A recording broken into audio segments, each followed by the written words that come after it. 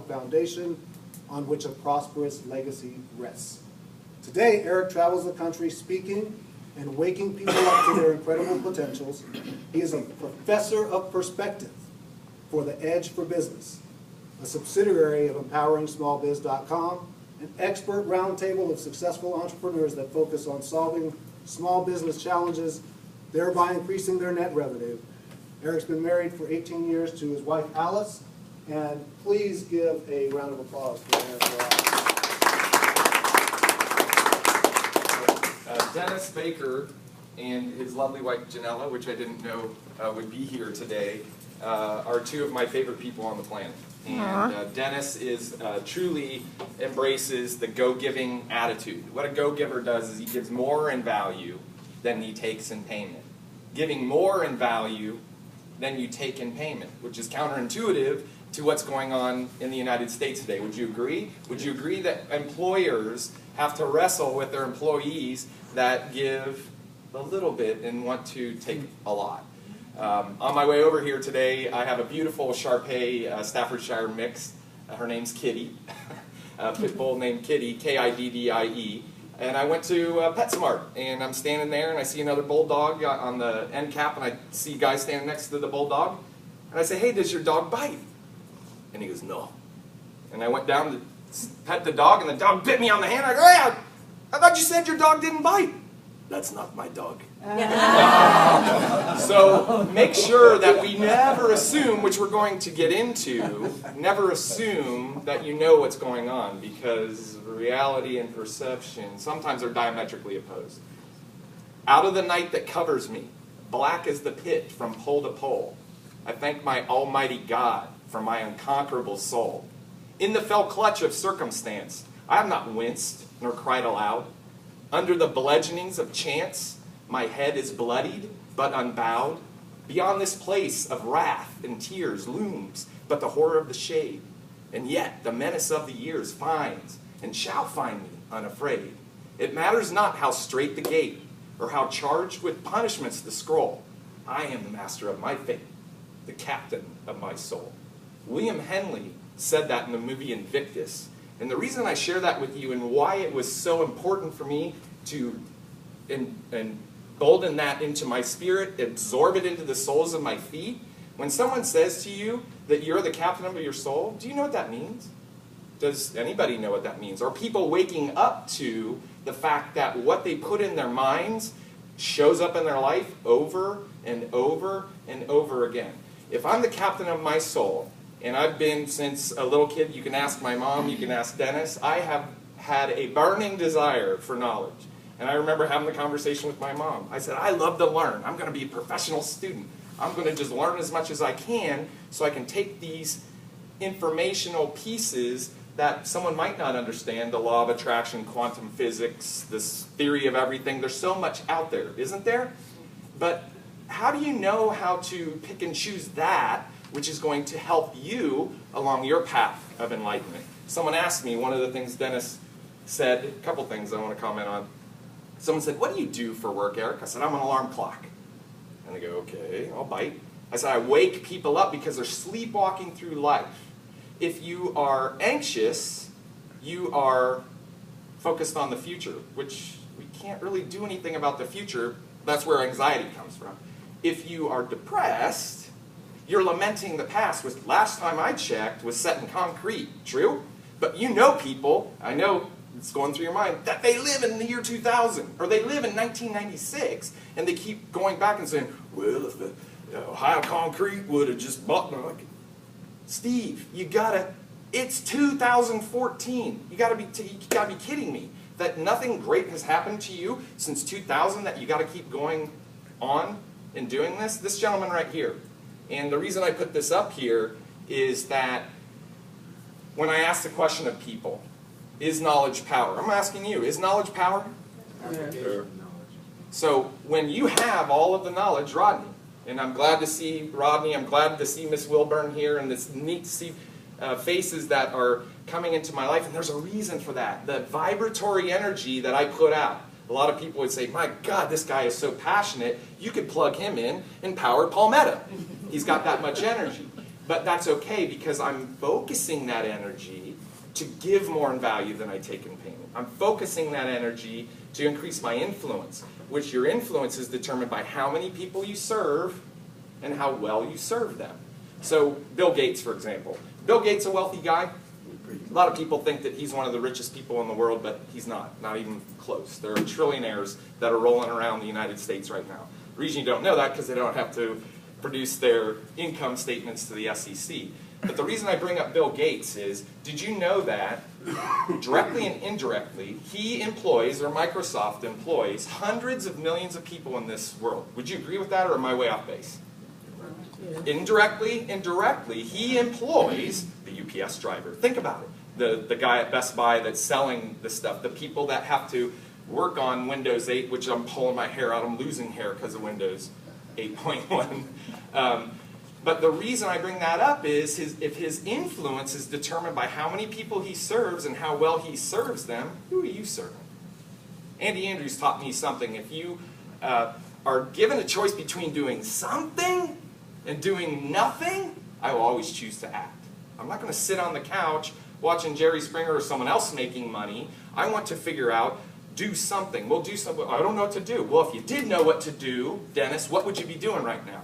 What questions are you asking yourself? Are they disempowering questions? Why is this always happening to me? It's a horrible question to ask.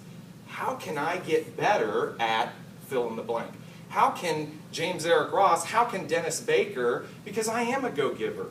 I want to help people. That's my job. That's my mission and why I'm here.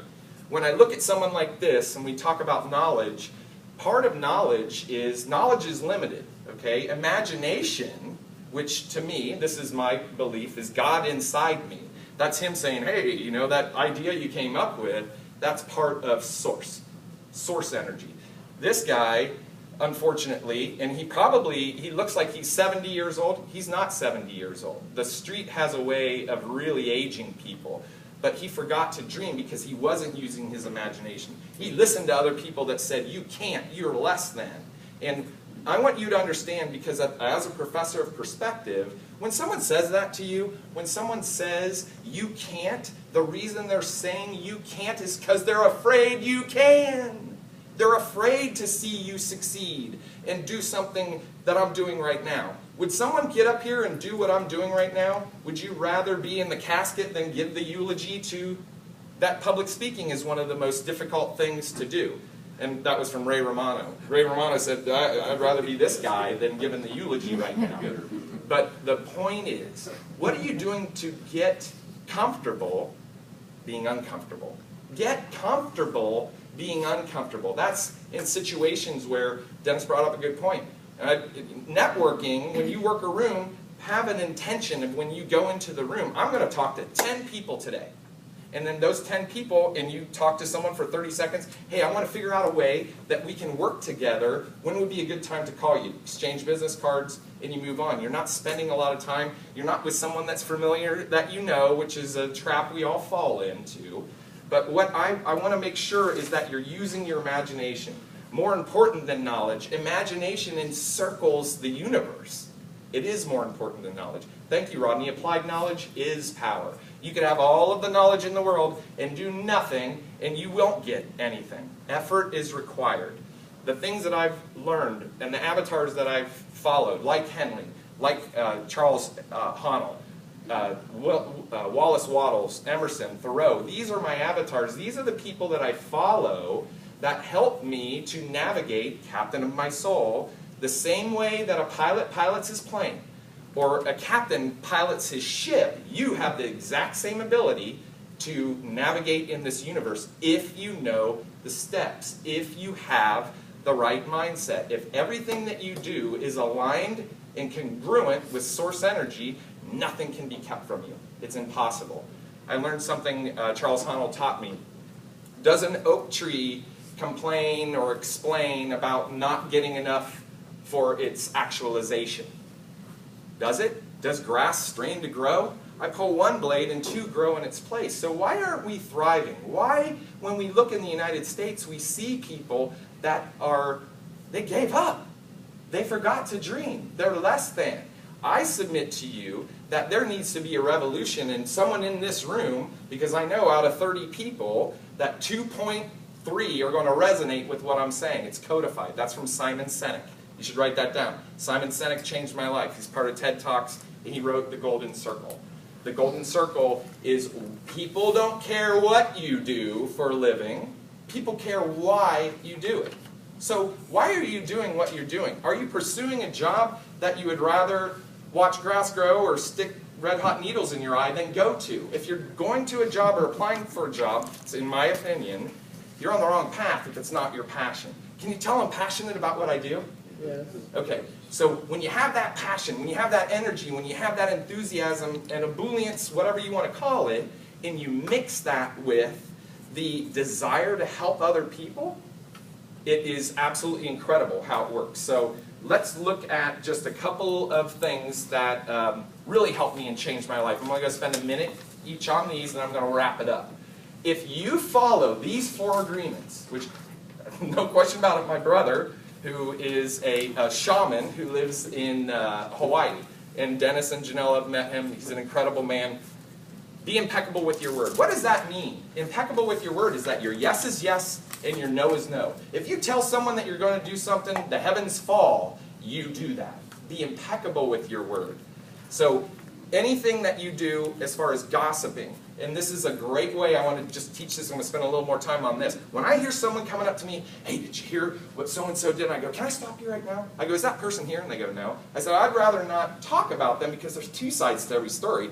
Isn't there? Oh yeah, no, I had one person thank me for that. Because gossip is one of the reasons why the United States is in so much trouble and the Kardashians are famous. I don't know why that is, but don't take anything personally is number 2. So neither be for nor against is what Bruce Lee said. So if someone says, what do you do? I said, I'm Switzerland. I'm neutral.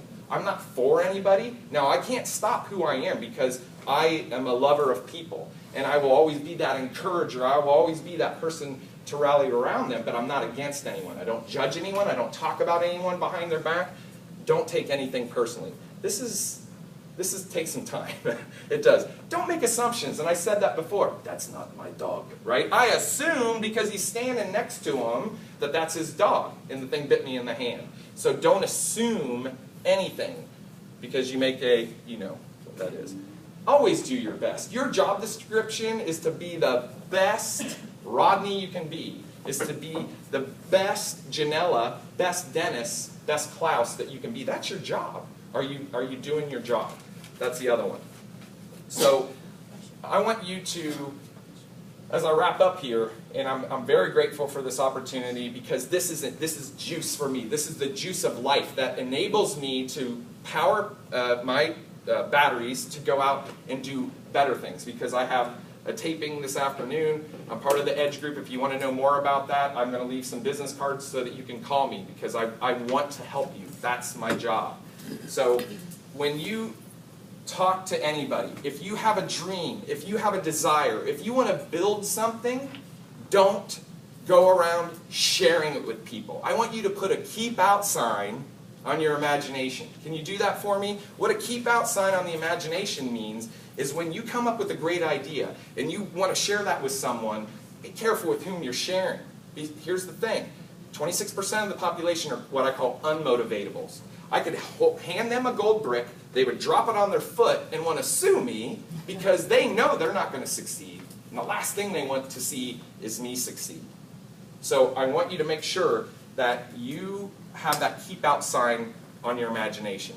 It's not the critic that counts, nor the man that pointed out where the strong man stumbled, or where the doer of deeds could have done better. The credit belongs to the man that's actually in the arena, whose face is marred with dust, sweat, and blood, who strives valiantly, who errs and comes up short again and again, because there is no effort without error or shortcomings, who knows the great enthusiasms, the great devotions, who spends himself in a worthy cause, who at best, in the end, knows the triumph of high achievement, who at worst, if he does fail, fails while daring greatly, so that his place will never be counted amongst those cold and timid souls who neither knew victory nor defeat.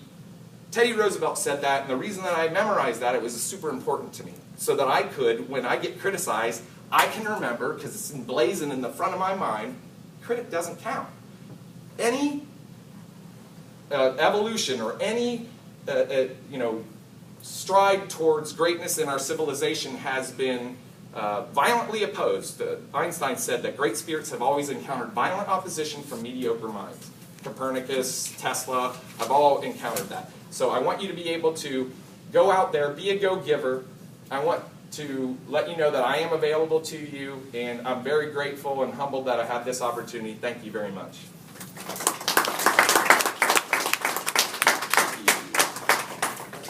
Fantastic. Oh, yes, yeah, no problem. Thank you. Thank you so much.